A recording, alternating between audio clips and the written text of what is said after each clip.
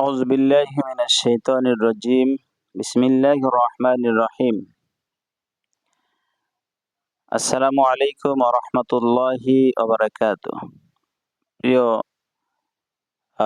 উপস্থিতি, আমরা সকলেই অবগত আছি যে আমরা সকলেই রমজান মাসের শেষ দশকে এসে উপস্থিত হয়েছি, হাজির হয়েছি। আর এই রমজান মাসের শেষ দশকে আল্লাহ তাআলা এমন একটি গুরুত্বপূর্ণ রাত্রি আমাদের জন্য উপহার স্বরূপ দিয়েছেন, পাঠিয়েছেন, করেছেন, যে রাত্রে কিনা ইবাদত করলে একজন বান্দা-বান্দি হাজার মাসের চেয়েও বেশি সব তাদের আমলনামায় লিখা হবে। তো আল্লাহ রাব্বুল আলামিন এই বেজর রাত্রি, লাইলাতুল কদরের রাত্রি হিসেবে কোরআনুল কারীমের ভিতরে একটি সূরাও নাজিল করেছেন এই কদরের রাত্রি সম্পর্কে, কোরআন নাজিল করা সম্পর্কে বিষয়ে। সূরা কদর 97 নম্বর সূরা। এখানে আল্লাহ তাআলা বলতেছেন, বিসমিল্লাহির রহমানির রহিম, ইন্না আনজালনাহু ফি লাইলাতিল কদর। আমি এক কোরআনকে নাজিল করেছি কদরের রাত্রে। এমনি করে এখানে এই কদর সম্পর্কে বিস্তারিত আলোচনা এই সূরার ভিতরে আছে। তো আমি যে কথা সংক্ষেপে আপনাদেরকে জানাইতে চাচ্ছি, বলতে চাচ্ছি, সেটা হচ্ছে গিয়ে আল্লাহ রাব্বুল আলামিন এই রমজান মাসের শেষ দশকে বেজর রাত্রিতে, যেমন 21, 23, 25, 27, 29, এই যে রাত্রগুলো, 5টি রাত, এই রাত্রের যে কোনো একটি রাত্রে আল্লাহ রাব্বুল আলামিন লাইলাতুল কদরের রাতকে নির্ধারণ করে দিয়েছেন। তো এই বেজরের রাত্রে যে বান্দা-বান্দি আল্লাহর সন্তুষ্টিতে ইবাদত করবে, আমল করবে, তো তাদের আমলনামায় অনেক সওয়াব লিপিবদ্ধ করা হবে, 1000 বছরের থেকেও অনেক বেশি।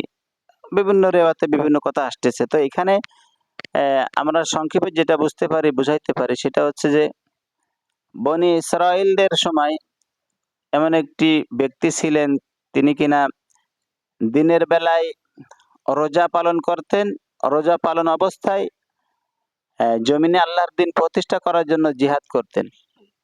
তাহলে রোজা পালন করতেন এবং জিহাদ করতেন, আর রাত্রে বেলায় দাঁড়িয়ে দাঁড়িয়ে আল্লাহর সন্তুষ্টিতে নামাজ আদায় করতেন, কোরআন তেলাওয়াত করতেন, জিকির আজগার করতেন।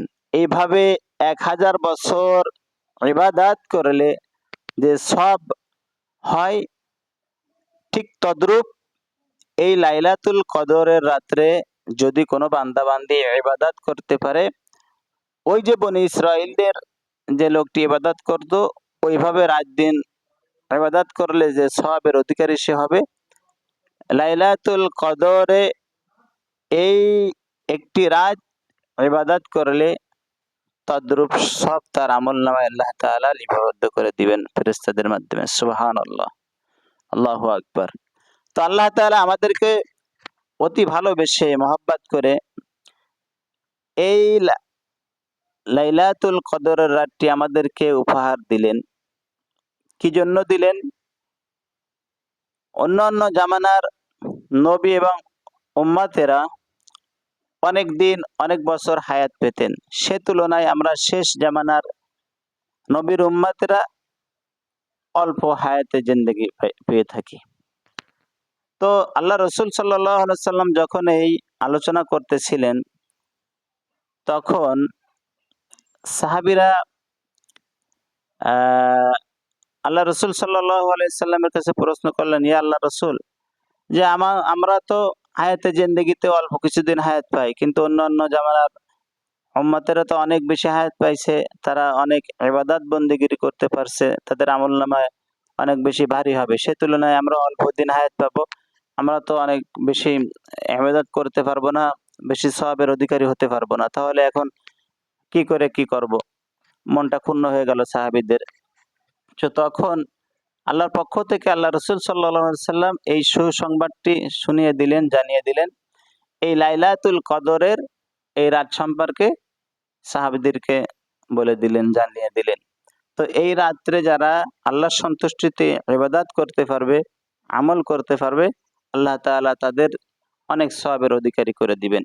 আল্লাহু আকবার। আল্লাহ তাআলা যেন আমাদেরকে এই লাইলাতুল কদরের পরিপূর্ণভাবে এই রাত্রে ইবাদত করে আল্লাহ সন্তুষ্টি অর্জন করতে পারি। আল্লাহ তাআলা আমাদেরকে সেভাবে তৌফিক দান করুক। আল্লাহুম্মা আমিন। এরপরে আমরা আরেকটু ভেবেচিন্তে দেখব যে রমজান মাস আমাদের কাছে এসেছিলেন বিদায় নেয়ার পথে। তো আমরা রমজান মাস পেয়ে কে কতটুক ভালো কাজ আমল করতে পারলাম, এভাবে এটা নিয়ে আমাদেরকে অবশ্যই বেশি বেশি চিন্তা ফিকির করতে হবে।